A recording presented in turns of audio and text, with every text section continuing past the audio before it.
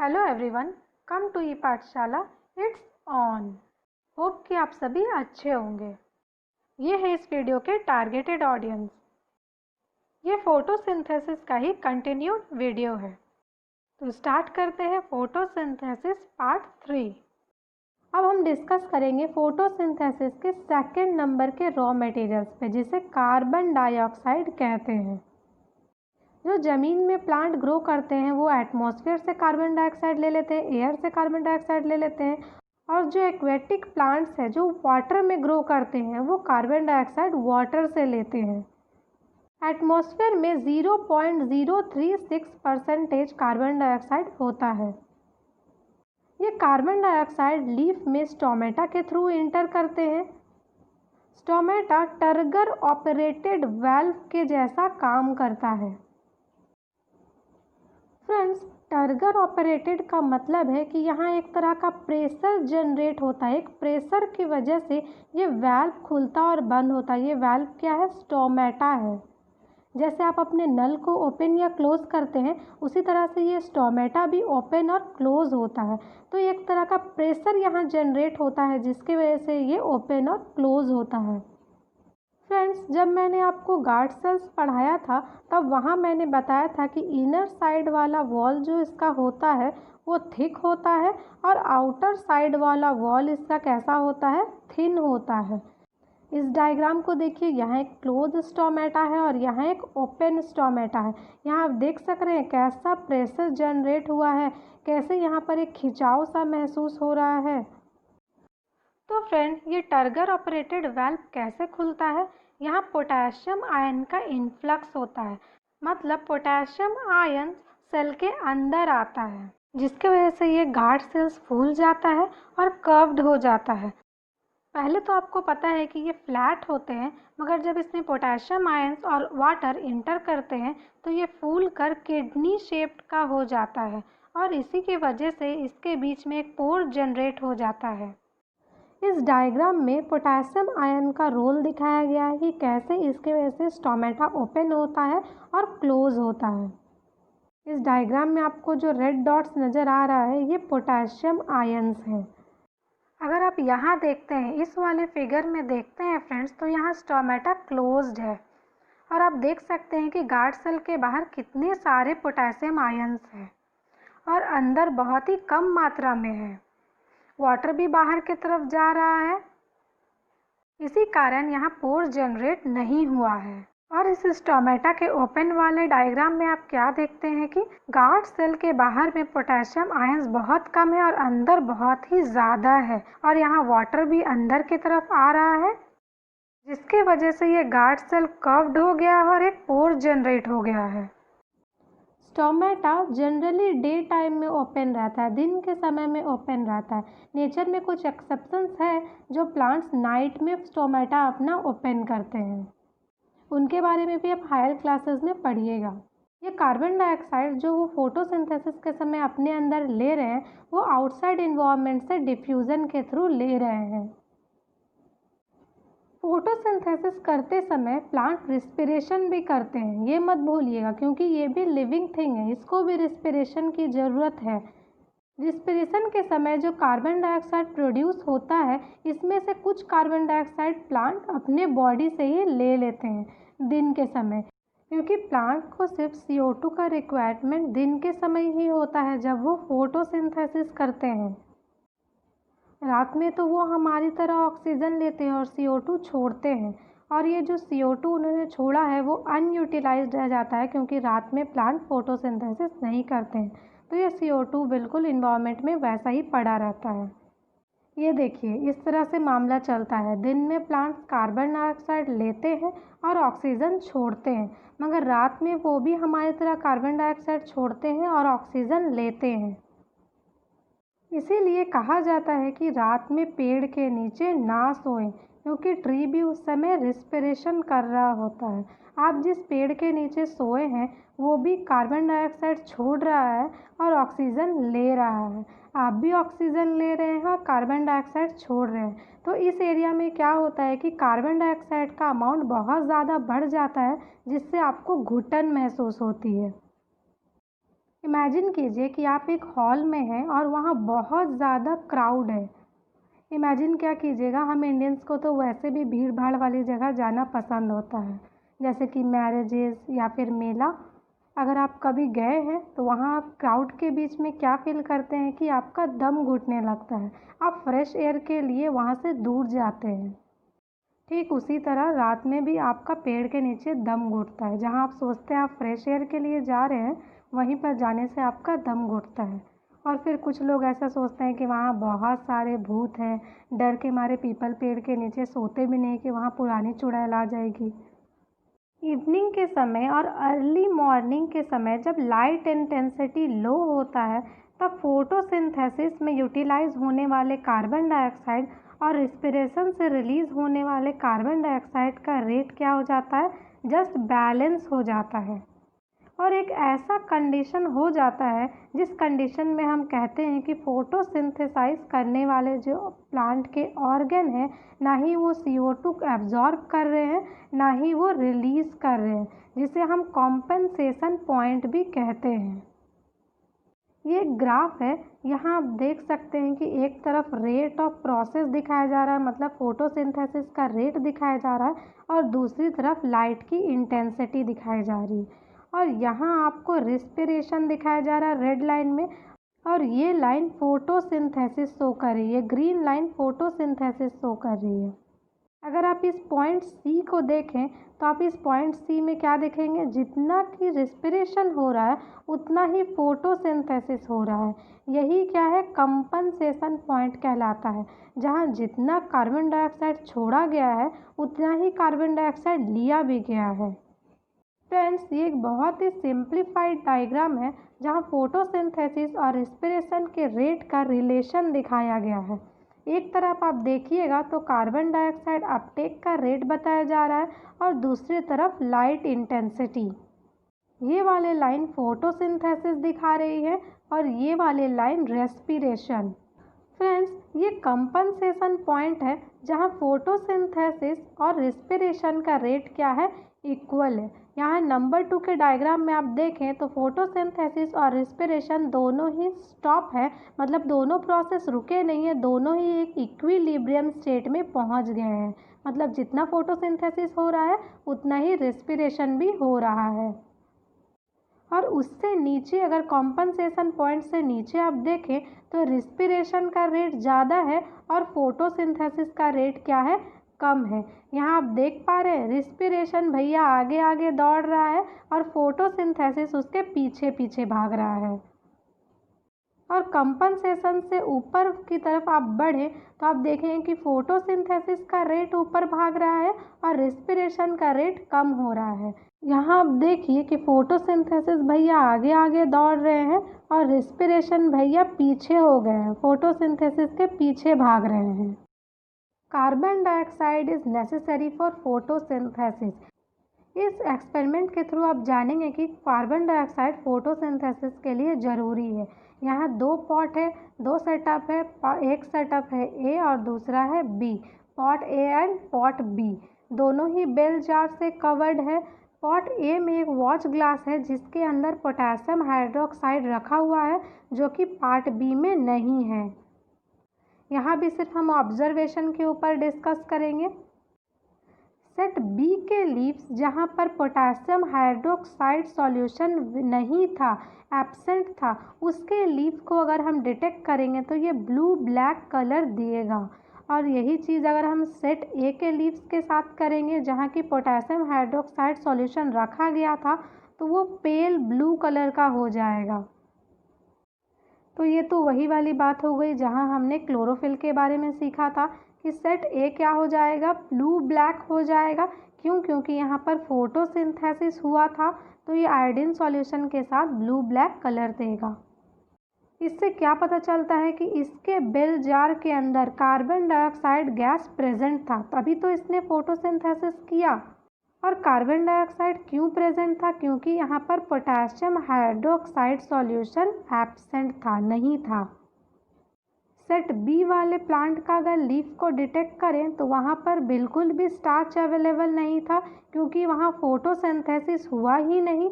Bell jar के अंदर carbon dioxide gas absent था।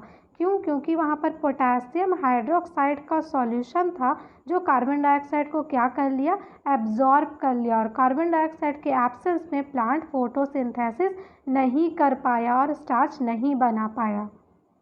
मोस्ट ऑफ द प्लांट्स को रात में कार्बन डाइऑक्साइड नहीं लेना होता है, तो ये अपने स्टोमेटा को क्लोज कर देते हैं ताकि रेट ऑफ ट्रांसपिरेशन क्या हो जाए, स्लो हो जाए, ज़्यादा वाटर का लॉस ना हो। फ्रेंड्स, अब हमने कार्बन डाइऑक्साइड भी कंप्लीट कर लिया, तो बढ़ते हैं तीसरे रॉ मटेरियल की तरफ, जो कि है वाटर। ज़मीन में रहने वाले प्लांट अपने रूट के मदद से वाटर को एब्जॉर्ब कर लेते हैं, और ये एब्जॉर्ब किया हुआ वाटर जाइलम के थ्रू ट्रांसपोर्ट कर दिया जाता है, कहाँ, फोटोसिंथेटिक एरियाज में। और वाटर के साथ साथ प्लांट को मिनरल्स भी चाहिए फोटोसिंथेसिस का प्रोसेस करने के लिए। फ्रेंड्स, आपको ये जानकर बहुत हैरानी होगी कि एब्जॉर्ब किया गया वाटर का 99% प्लांट लॉस्ट कर देता है थ्रू ट्रांसपिरेशन। सिर्फ स्मॉल क्वांटिटी ऑफ वाटर ही यूज़ किए जाते हैं फोटोसिंथेसिस में as hydrogen donor. Hydrogen donor जो मैंने कहा, उसके लिए प्लांट क्या करता है, उसको प्रोड्यूस करने के लिए वाटर जो होता है उसको वो स्प्लिट कर देता है, वाटर को तोड़ देता है, ब्रेक डाउन हो जाता है with the help of light energy. इसी फेनोमेनन को हम फोटोलाइसिस ऑफ वाटर कहते हैं। ये बहुत इम्पॉर्टेंट है फ्रेंड, बिना फोटोलाइसिस किए प्लांट फोटोसिंथेसिस कर ही नहीं सकता है। फोटोसिंथेसिस का ये सबसे पहला और इम्पॉर्टेंट रिएक्शन है। और जो ऑक्सीजन का एवोल्यूशन होता है और ये जो ऑक्सीजन बनता है वो भी इसी रिएक्शन के वजह से होता है। फोटोलाइसिस ऑफ वाटर के वजह से ही ऑक्सीजन बनता है। यहाँ देखिए, यहाँ वाटर क्या हो रहा है, वाटर का ब्रेकडाउन हो रहा है और ये बन रहा है। डिकम्पोजिशन रिएक्शन तो आपने केमिस्ट्री में पढ़ा होगा, वहाँ आप क्या जानते थे कि वाटर का क्या होता है, ब्रेकडाउन होता है तो हाइड्रोजन और ऑक्सीजन बनता है। मगर वहाँ आप वाटर का हाइड्रोलिसिस पढ़ते थे फ्रेंड, और ये क्या है, फोटोलिसिस है। हाइड्रोलिसिस और फोटोलिसिस में फ़र्क होता है, इसलिए उसके कंस्टिट्यूएंट भी क्या होते हैं, बदल जाते हैं। यहाँ एंजाइम्स का इन्वॉल्वमेंट होता है। एंजाइम्स क्या होते हैं, कुछ ऐसे केमिकल्स होते हैं जो रिएक्शन के रेट को बढ़ा देते हैं और खुद रिएक्शन में कंज्यूम भी नहीं होते हैं। वाटर का फोटोलिसिस होने पर ये प्रोटॉन बनता है, इलेक्ट्रॉन्स बनता है और ये ऑक्सीजन बनता है। ये प्रोटॉन बाद में NADP बनाने में यूज़ होता है। ये इलेक्ट्रॉन्स बाद में पिगमेंट सिस्टम 2 के पास चले जाते हैं और oxygen as a waste product निकल जाता है। ये एक बैलेंस्ड रिएक्शन है, आपको इस तरह की रिएक्शन देखने की आदत होगी। ये साइकिल फ्रेंड 2 बार चलता है, तब जाकर ये रिएक्शन बनता है। आ जाते हैं रॉ मटेरियल्स के लास्ट पार्ट में, जो कि है लाइट। यही फोटोसिंथेसिस करने के लिए सोर्स ऑफ एनर्जी है, इसी का प्लांट यूज़ करते हैं, लाइट एनर्जी का।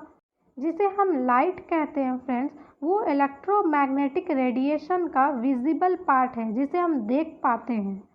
ये इलेक्ट्रोमैग्नेटिक स्पेक्ट्रम है, यहाँ आप देख सकते हैं ये वाले पार्ट जो है जिसे हम देख पाते हैं वही क्या कहलाता है, विजिबल लाइट कहलाता है।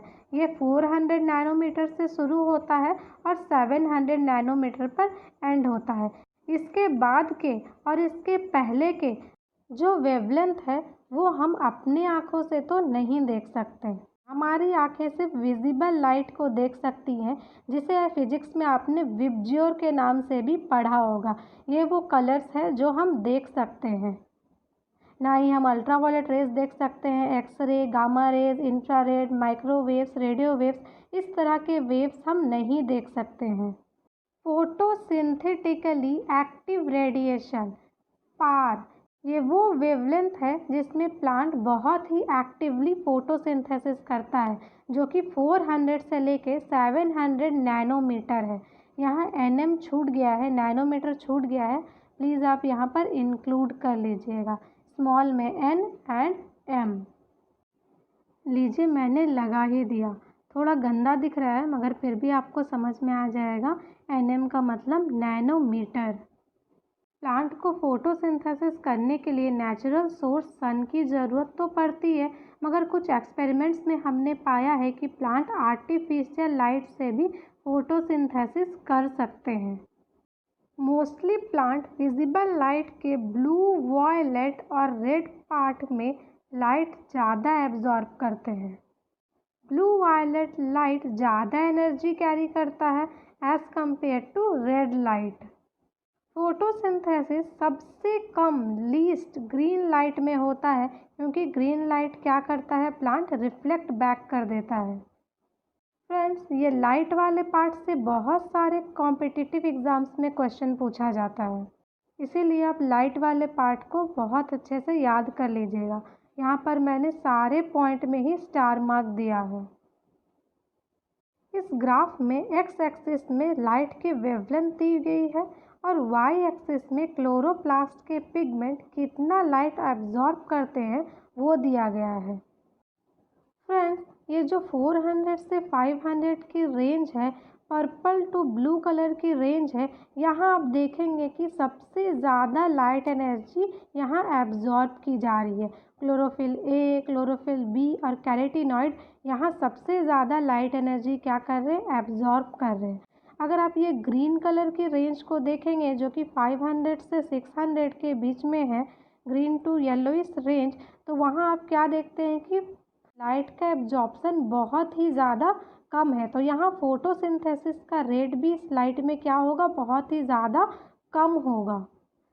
और अगर आप 600 टू 700 वाले रेंज में देखेंगे, ये जो नियरेस्ट टू रेड वाली रेंज है, तो आप क्या देखेंगे कि ये ग्राफ जो है फिर से ऊपर की तरफ भाग रहा है, मतलब कि इस रेंज में भी लाइट को कैप्चर किया जा रहा है, एब्जॉर्ब किया जा रहा है। यहाँ क्लोरोफिल ए और क्लोरोफिल बी लाइट एब्जॉर्ब कर रहे हैं। फ्रेंड्स, लाइट का फोटोसिंथेसिस में दो मेजर फंक्शन है।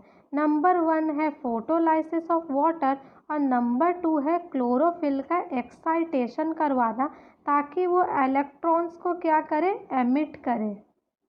जब फोटोलाइसिस होता है वाटर का, तो ऑक्सीजन, प्रोटॉन एंड इलेक्ट्रॉन बनते हैं। ये रिएक्शन आपने पीछे पढ़ा है कि वाटर के फोटोलाइसिस में क्या बनता है। इलेक्ट्रॉन्स एंड प्रोटॉन्स, जिसे हम हाइड्रोजन आयन भी कहते हैं, इसके मदद से क्या बनता है, ATP बनता है और NADPH बनता है, जिसे हम कंबाइनली एसिमिलेटरी पावर कहते हैं, जिसे हम एक साथ एसिमिलेटरी पावर कहते हैं। ATP तो आप जानते ही होंगे, जिसे एनर्जी करेंसी भी कहा जाता है।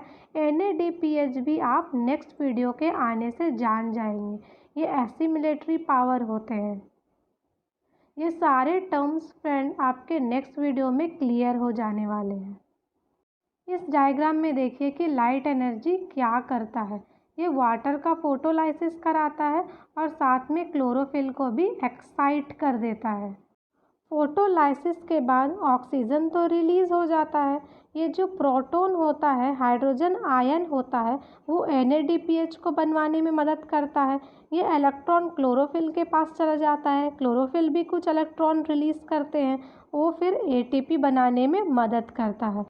तो आप देख रहे हैं कि लाइट एनर्जी के हेल्प से ये दो फंक्शन होते हैं, photolysis of water and excitation of chlorophyll, जिससे कि एसिमिलेटरी पावर का सिंथेसिस होता है, एसिमिलेटरी पावर बनता है।